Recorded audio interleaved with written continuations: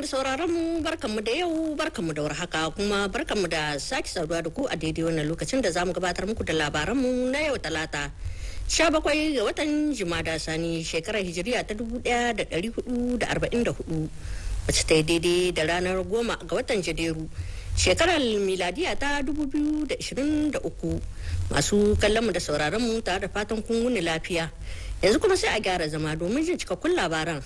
Inda za mu farawa da fadar shugaban kasa inda shugaban kasa shugaban jamhuriya Alhaji Muhammad Bazoum ya gana a yau da maraice a fadarsa da shugaban kwamitin kula da tattalin arziki da masu amfani da kuɗi bai ɗaya na kasashen Afirka na yamma wato iyomowa wanda ake ce da shi Abdullahi Diop.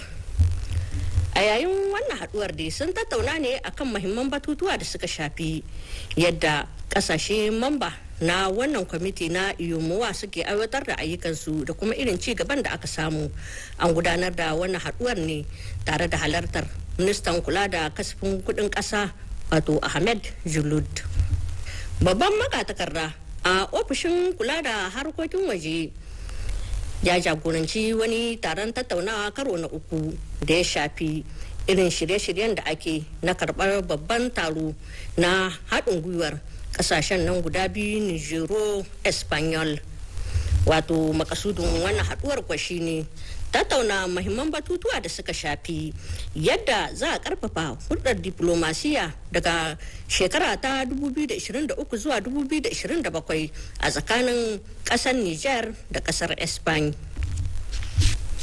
A ci gaba da labaran namu a wannan karin sai mu sanar da ku cewa rundunar sojan ƙasar Italiya ta ba da wani tallafi na kayayyakin na'urori da kuma magunguna a babbar asibitin haihuwa ta Isaka Gazobi da ke nan birnin Yamai.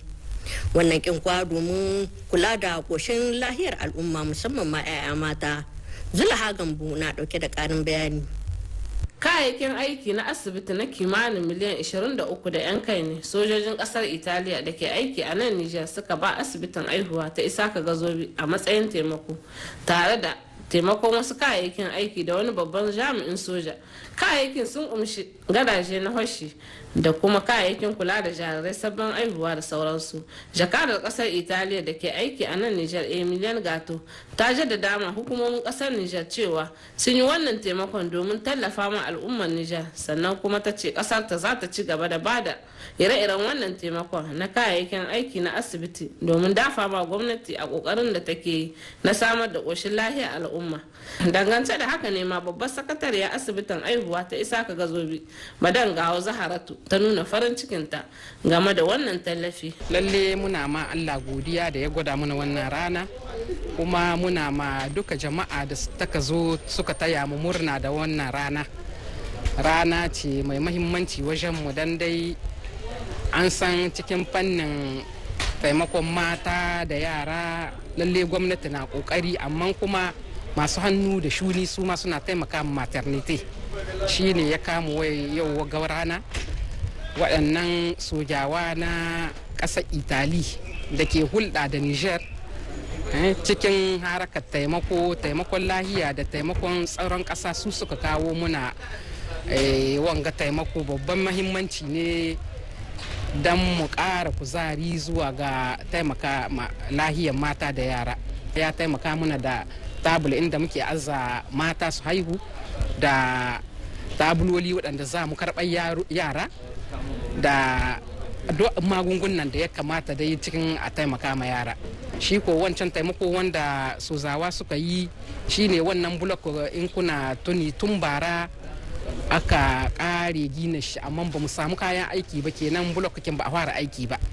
Amma yanzu sun kawo mana taimako, sun kawo tabulkin operation, sun kawo tabul wadda za a sa mata kwana a yi musu tiyata da magunguna duka yadda ya kamata dai kenan aiki ya tashi insha Allahu, kuma za mu adana shi, kuma muna roƙon Allah da Ubangiji ya ba mu lahiyar da za mu taimaka ma mata da yadda suka zo gidanmu su yi ta lahiya haka nan. Muna kuma ba da kukanmu zuwa ga masu hannu da shuni su ƙara taimaka muna don dai ba iya akali gwamnati cikin wanga aiki, harkar lahiya ta shahi kowa.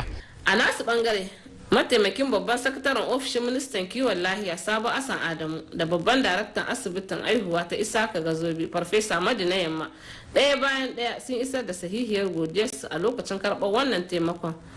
Sannan suka yaba ma ƙasar Italiya game da tallafin da suke ba ma Nijar lokaci zuwa lokaci, wanda idan kuna tuni wannan shine karo na 4 da sojojin ƙasar Italiya ke ba da taimakon magunguna da wasu kayayyakin aiki a cikin asibitocin Nijar domin tallafa ma gwamnati wajen kyautata ƙoshin lahiya al'umma. Mesa a jihar Difa inda aka gudanar da bikin karɓar wannan tallafin motoci zuwa ga kumandan ɗin rundunar Guard National na Nijar da ke jihar Difa. Shi dai wannan tallafi zai taimaka a kula da ƙoshin lahiyar al'umma da kuma basu kariya na ƙauyukan da suke jihar yankin Difa, wanda kuma shugaban ƙasa ya maida su a ƙauyukansu na ainihi a matsugunninsu. Wannan kinkwa biyo bayan gudun hijirar da suka yi sakamakon fargabar da suka samu na matsalar tsaro a yankunan na jihar Difa. Abdurrahman Bukari ya haɗa mana rahoto kamar haka. A jimilce dai motoci guda 9 ne da ke ɗauke da kayayyakin sadarwa na zamani ofishin ministan cikin gida ya bada zuwa ga rundunar Garda National du Niger reshen Difa.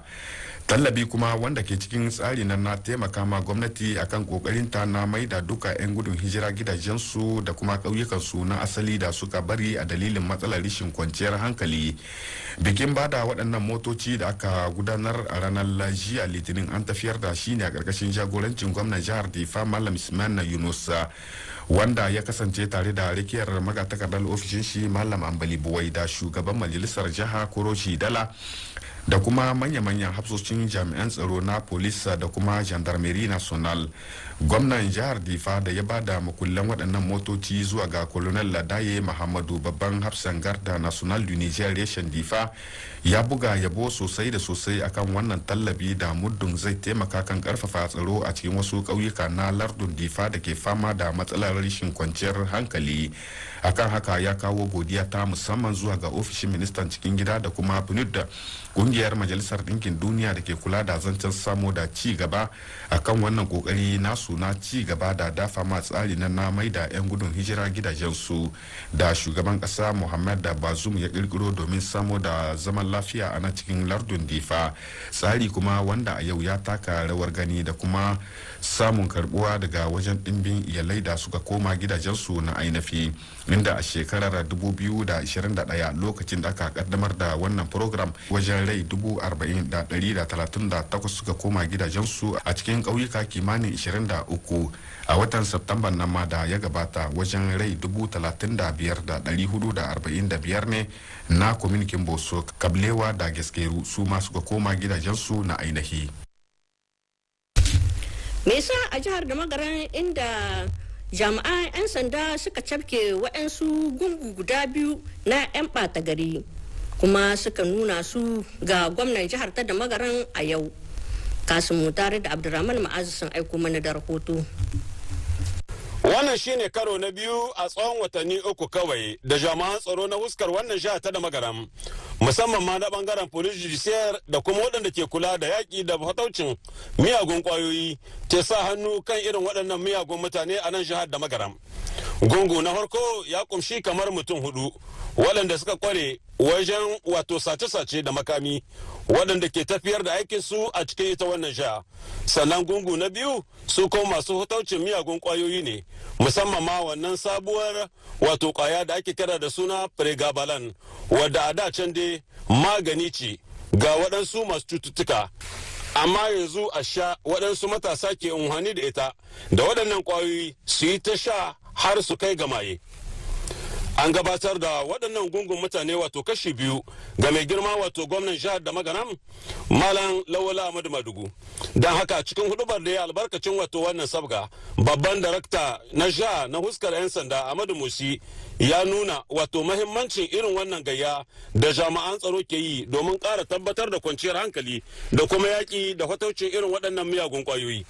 sannan daga nasu wajen wakilan da ke kula da wannan wato gayya a huskar jami'an sanda daban-daban ina ne malam Abdulrazak Modi wanda shine kwamishina na police judiciaire, sannan da Ismail Ibrahim wanda shine kwamishina mai kula da wannan fataucin miyagun kwayoyi.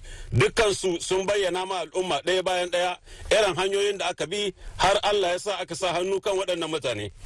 Sannan daga nashi wajen gatan shari'a wato ina ne procureur na tribunal de grande instance a nan da magaran Musa Tunau ya yi amfani da wannan dama domin girgiza ma waɗannan jami'an tsaro damtse da ƙara musu kuzari, sannan kuma ya ce wannan tana daga cikin irin kokowar da suke domin ya zamanto an ƙarfafa hanyoyin sadarwa da duk irin waɗannan ɗanyen aiki na yin da wato waɗansu za su yi kakkau da irin waɗannan miyagun abubuwa. Daga nashi ɓangaren gwamnan jihar da magaram lokacin da ake gabatar mai da waɗannan mutane da wannan ɗanbin kayayyaki da aka sa hannu a kai ya nuna murnar shi da kuma jin daɗin shi sosai da sosai, sannan ya yi fatan a ƙara dangantaka da kyakkyawar hulɗa tsakankanin wato jami'an tsaro da kuma al'umma gabaki daya. Jan kokari da su polis suka yi kenan da sunan shugaban kasa, shugaban jamhuriya Alhaji Muhammad Bazum, da sunan shugaban gwamnati Ahmadu Muhammadu, da sunan jihar Zandar kuma da sunana, lalle ina jinjina musu, muna kawo musu goyon bayan mu 100%. Masanar da kuwa karshe gwamnan jihar da magaram Lawal Ahmadu Madugu ya yi amfani da wannan dama domin ba da wata takardar yabo zuwa ga jami'an sanda ga baki ɗaya na da magaram. Da musu kuzari game da irin wannan kokari da suke marar misali don ƙara tabbatar da kwanciyar hankali a cikin ita wannan jihar ta da magaram. Sharau wata al'ada ce ta Fulani, kamar wasannin motsa jiki ne wanda kuma suke gudanar da su a kowane kaka na Allah. Bayan an tattare kayan gona ana gudanar da irin wannan wasannin. An kaddamar da wannan sallade a garin Bambai. A bakkanin aikinmu na jihar Tawa, Abdurrahman Isaka da Muhammad Agumu sun aiko mana da rahoton kamar haka. Tun hawan shiga don sarauta shekara 2015 mai martaba sarkin Bambai Alhaji Hamza Asuman Bayero kowace shekara bayan aikin damana ya kare yakan shirya wannan gagarumar sallah raya al'adun gargajiya domin sada zumunci, kwanciyar hankali da zaman lahiya cikin ƙasa, inda a wannan karo na 7 sarho ta samu halartar gwamnan jihar Tawa Isa Musa, 'yan majalisar dokoki, hukumomi na bariki da na gargajiya, wakilan jama'an tsaro, tambara ta gobir da ɗimbin bakin da an ka gayyato.